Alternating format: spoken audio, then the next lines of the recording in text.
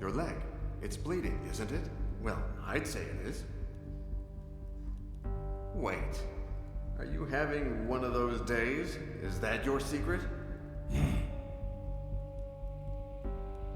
Just out of the blue, how many years have gone by since Hines forbade you from hurting yourself? Maybe I should tell him? Or are you going to give me whatever it is you're hiding?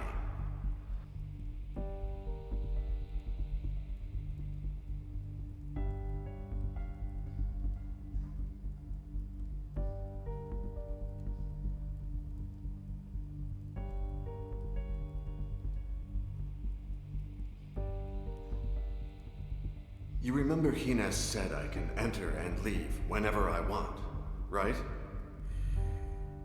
Yes. And Sir Roderick, and his wife, too. I made that metal glove for you. You'd never use it against me, would you? I'll take that as a maybe not. Would you happen to have another torture instrument on your other leg? What a shame. But please let me know if you find one on any of your other members. That kid just doesn't know how to give in to torture. If he carries on like this, I don't know what I'm capable of.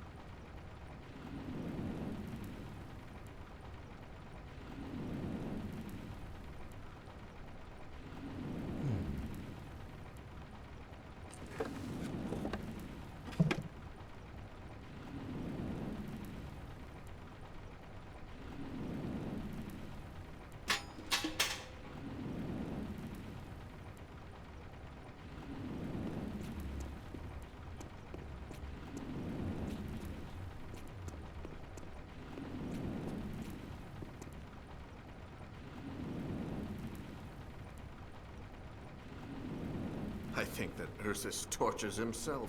He needs a way out. His guilt for helping us is too big. But you forbade him to torture himself. And he feels guilty for lying to me. That's the way religions work, my good Vulcan. As soon as someone feels guilty, you've got a slave.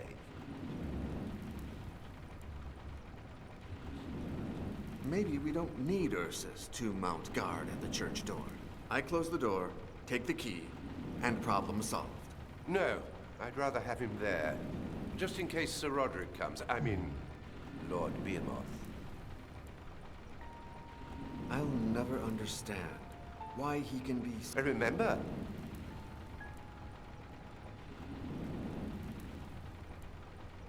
Maybe you should go see the kid for a moment. No, I trust you.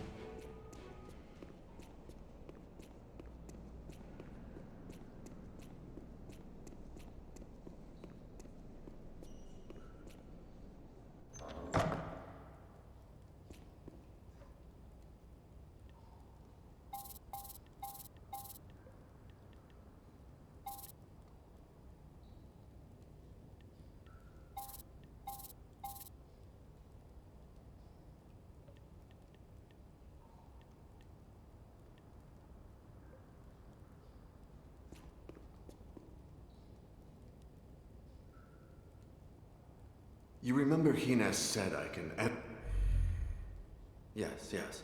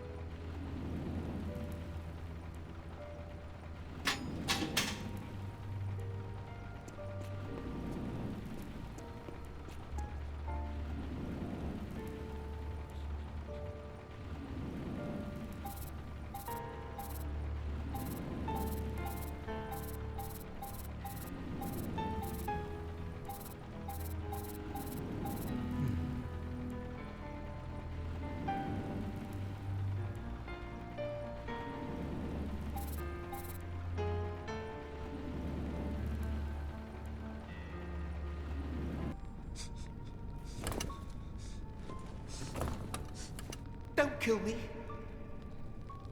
I won't hurt you. Calm down. No, please. Shh. Listen to me. I am here to save you, but I need you to calm down. I wasn't spying. Think of your mother. She'll be looking for you. What? My mother? Now that you've calmed down, answer my questions, and I'll do whatever is in my hands to save you. No. Save my mother. She is not in danger. I said that so you would shut up. Do you know who I am? You are Deacon Iago, Father Ginés's helper. Sundays after Mass, you read books and tell legends to those of us who can't understand the written word. Do you remember any of the stories I told you? Yes. My favorite one is that of Bertrand the Wizard. Refresh my memory. Bertrand, native to Languedoc in France, could move objects with his mind. The Inquisition accused him of sorcery and put a rope around his neck, but made sure his feet touched the ground so that he wouldn't choke. They cut off his right leg and flung it out in front of him. Show your power by attracting it back to you. Bertrand died 3 days later when his left leg failed. He never stopped staring at the right leg on the ground. Are you sure it was the right leg that was cut off? Is it that important? Can you tell me which book I read to you? Yes, Sir Iago. It's been months since you started reading us the Divine Comedy. But Dante, the Italian, I hope one day I can learn to read like you.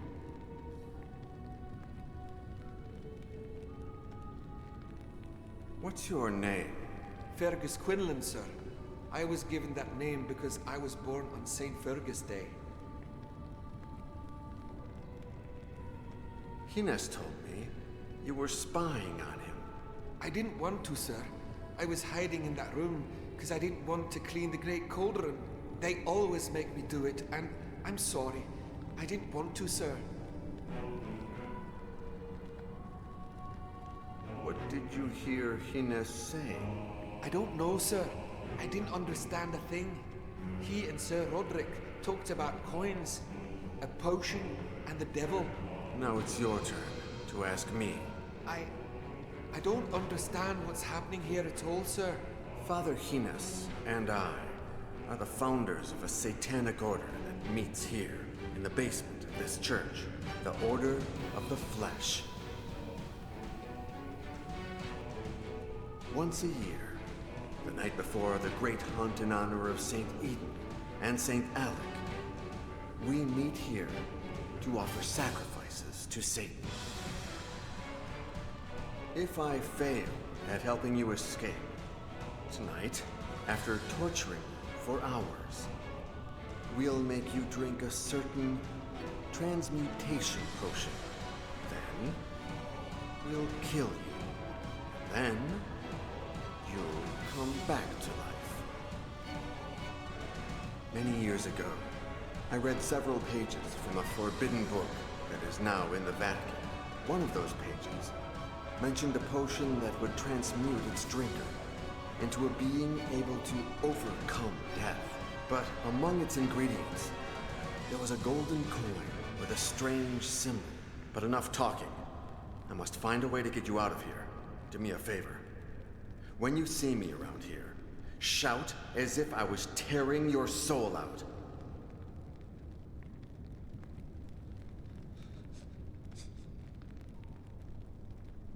Do you understand everything I told you about? Yes. Well, no.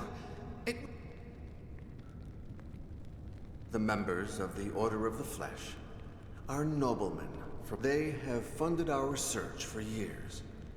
But this year, you'd have been safe if a monk called Siok hadn't found a couple of coins with a string.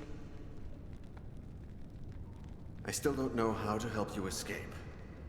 But I'll find a... And when you escape, I'll say I've killed you and thrown you in the well. What about my mother? I'll comfort her. No, please. Shh. Listen to me.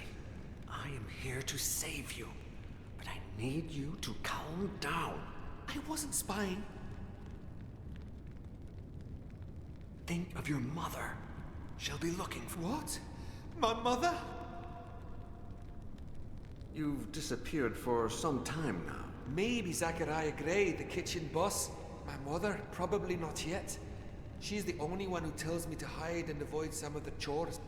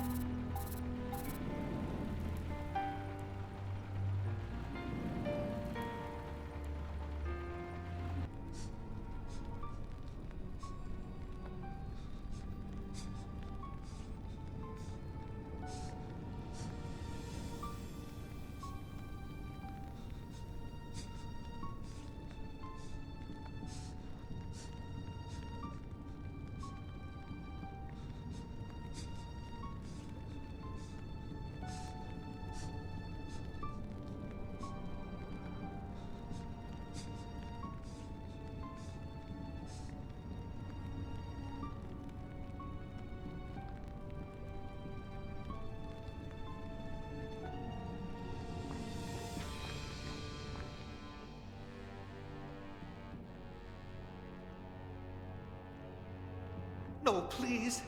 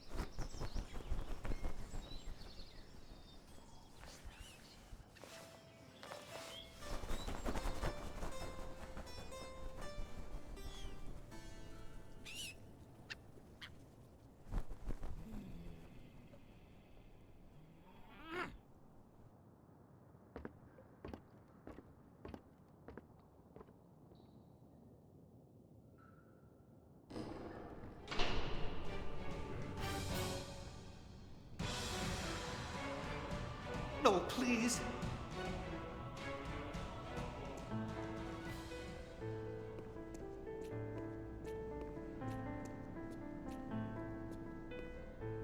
What am I doing here? Give me a good reason. Ines wants me to torture and kill a kid, the cook's son. But there's no way I'll do that. Wait, you don't defy Ines for me, but you do for a dirty servant.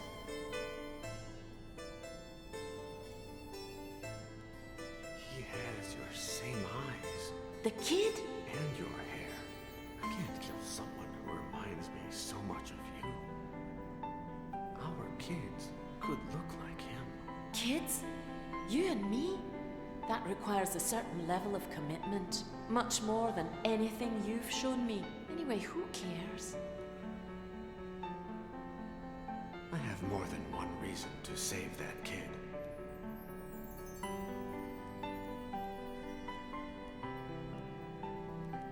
I already told you, I'm sick of killing, and I don't want the burden of a child's death upon me. He's a servant. He leads and will lead a miserable life. You're taking nothing from him. Anyway, who cares? When the Inquisition captured me as a child, it was the death of another child, also a servant's son, that helped me escape, whether it's God's or the devil's doing. It's only fair that I pay back the favor by saving this kid's life. One death more or less is not going to tip the scale. Anyway, who cares? What I'm giving you is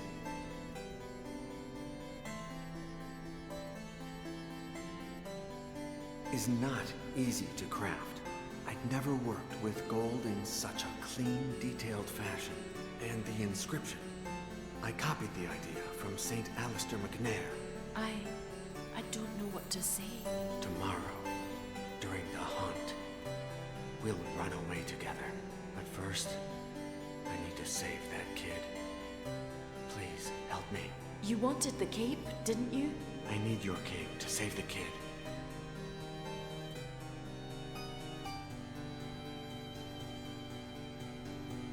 Hide in one of those confessionals. Once the kid escapes, I'll tell Ines I killed him accidentally. He'll tell Ursus to search for a new victim, and you'll be able to return to the castle. And tomorrow we will be free? Tomorrow.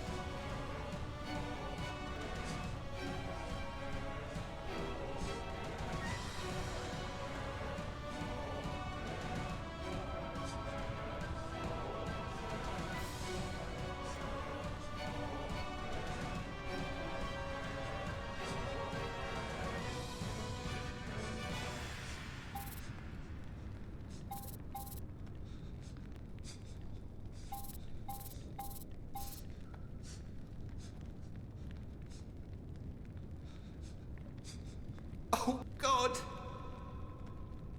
Fergus, put this on. It's time to get you out of here. We'll make Ursus believe that you're Cater and that you're sick.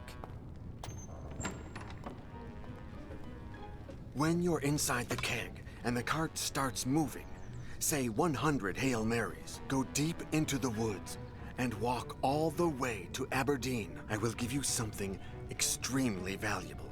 Sell it and embark on a ship to Europe.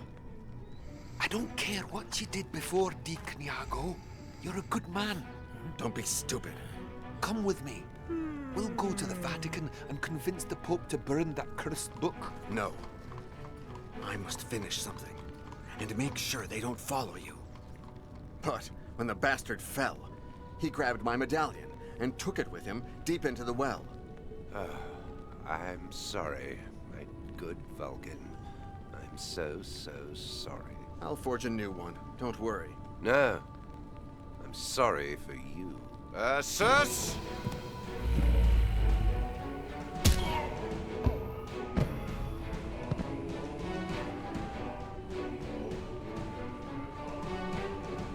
Please forgive my little trick, Vulcan. You betrayed me. I didn't mean to betray you. I got carried away. I threw him in the well because... Stop, please. Maybe you'll be glad to know that I didn't play fair myself. You were growing too distant. I had to see just how much.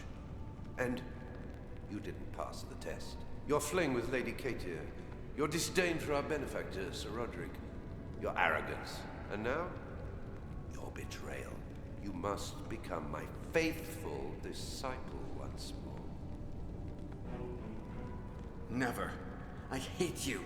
You will do it. You will. You'll take the child's place in the ritual. You will drink the transmutation potion, die, and be reborn beside me. And you know why, don't you? The transmutation will not turn me into your slave.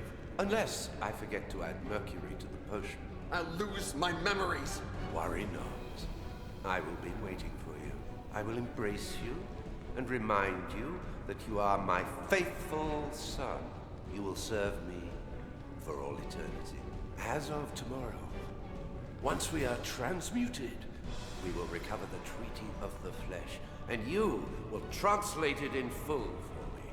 I am certain that it hides even more powerful secrets. The world will be ours. My good Vulcan. What about the boy? We have more urgent business today, but we'll find him. I may even grant you the honor of killing him. We have all the time in the world.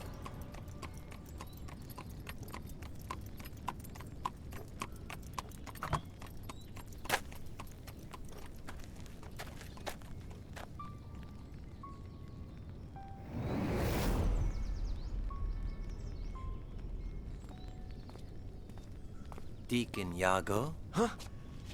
Who are you? Allow me to reintroduce myself. I am Gabriele Scarpetta, last remaining guardian of the Order of Iago. I'd never heard of the Order of Iago before. It's a secret reserved for the custodians of the treaty, Fergus Quinlan's successors. Another name that should ring a bell. It's amazing that Fergus made it that far. Our founder must have been a man of formidable spirit. A servant who fled and then managed to convince a pope and to protect the treaty until dying of old age in the Vatican. The order was established in 1534 by mandate of the pope, and the first custodian of the Treaty of the Flesh was Fergus Quinlan himself. To what extent is it secret? Pope Clement VII himself decided that no other pope should ever know of its existence. The poor souls have enough as it is, as I'm sure the current pope could tell you. The Order of Iago has a double aim: finding he who gave his name to the Order so as to give him the Treaty of the Flesh, or protecting the book at all costs. I assume it was Fergus who ordered that I receive the treaty. And right you are. Why me? He knew my past.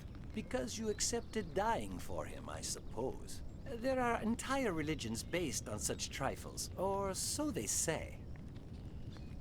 How was Fergus so sure that the transmutation potion had worked, and that I would survive for centuries to come? Our founder returned to the place where he met you years before and heard a legend. That of the ghost of Deacon Iago, who rose from the church's ashes screaming, "Who am I?" and disappeared into the woods, never to be seen again. And no one searched for me until now? He did, all of his life, to no avail.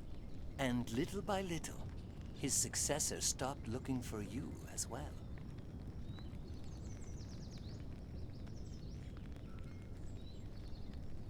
Kovac said that you were his, I don't know, informant?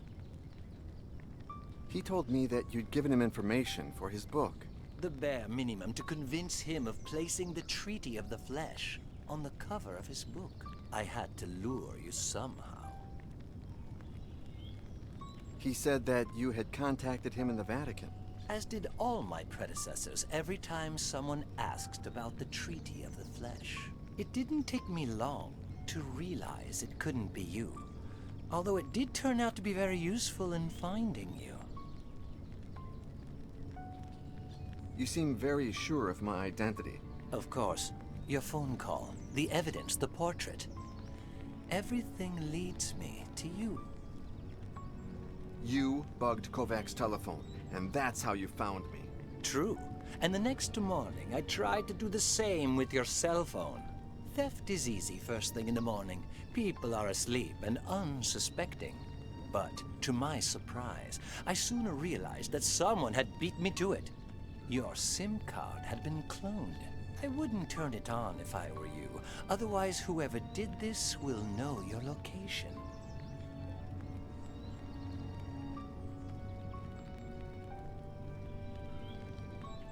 Thanks.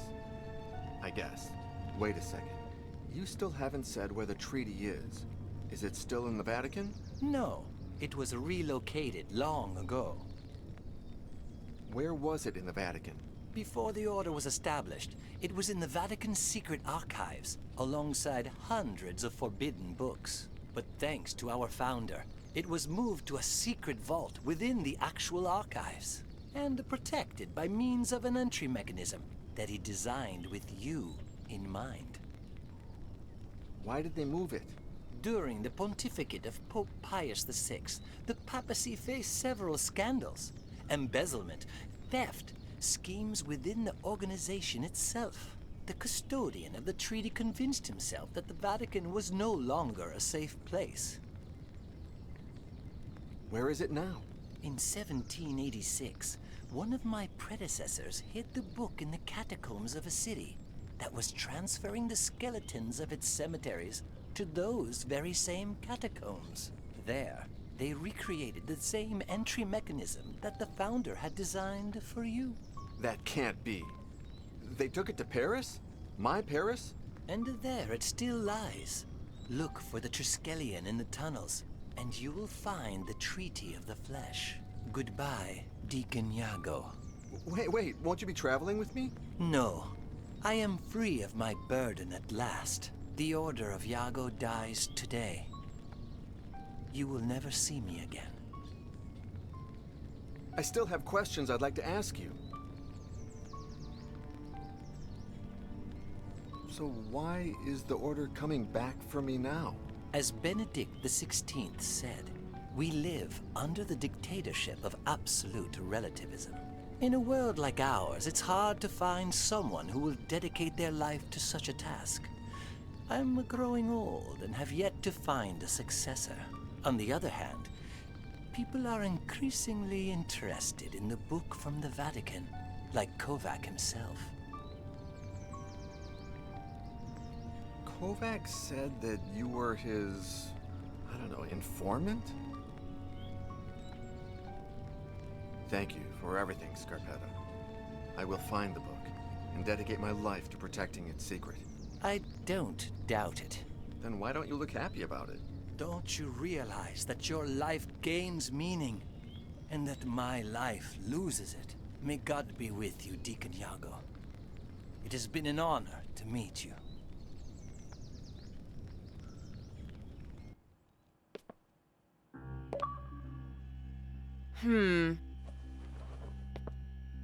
Well...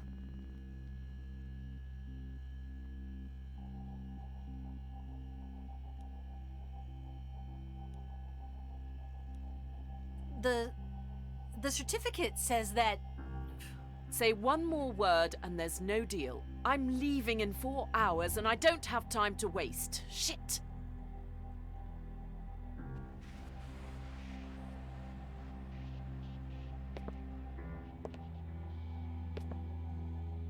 What a piece of shit. Anyway, Mrs. Yesterday... Yes? The pictures didn't lie, neither did the certificate. It's a magnificent sculpture. Now let's talk about the price. Your husband was very clear. He asked for 400,000 euros, more than what it's worth. 100,000 euros, that's my offer. And not a cent more of your continental currency. I don't care what my husband said.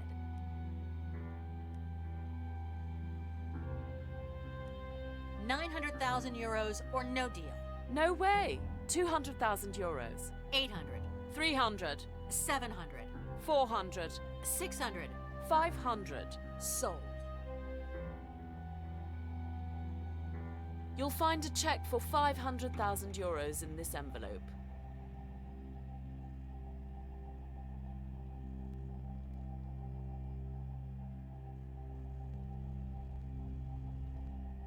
And don't give me that look.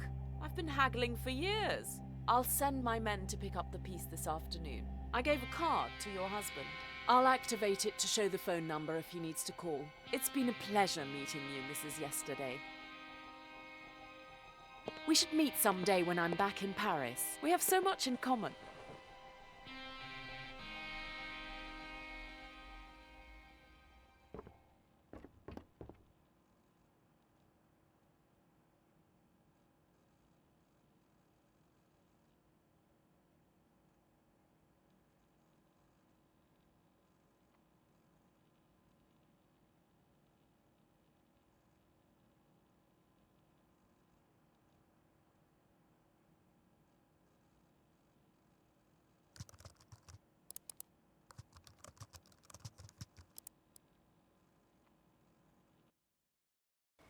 Are you sure this is where we're supposed to meet? Sure, Choke. Do you want me to phone her? Hi, Boris. Ha! You see? Happy birthday, Mole! Hi, John. Your face rings a bell. Pauline introduced us at that party.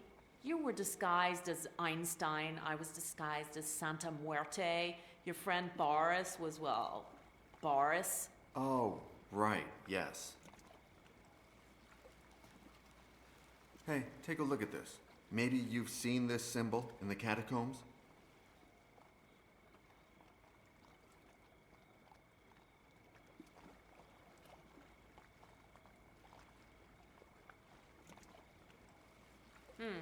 I think I have. It's pretty far in one of the sections tourists never see. Cool. Can you take us there? Sure, once we've clarified something. We've brought some climbing gear, like you told Boris. Please tell me it includes headlights. Boris said nothing about headlights. Sure, what for? It's not as if you're going down into subterranean tunnels built centuries ago, right? But don't worry, I brought headlights for all.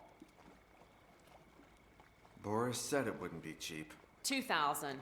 If the catacombs catch us, you better pay my fine or else you'll face the consequences. If it's too expensive for you, good luck finding someone who knows the tunnels like I do. Plus, who knows climbing and who doesn't give a damn about the law. All right. Let's hurry.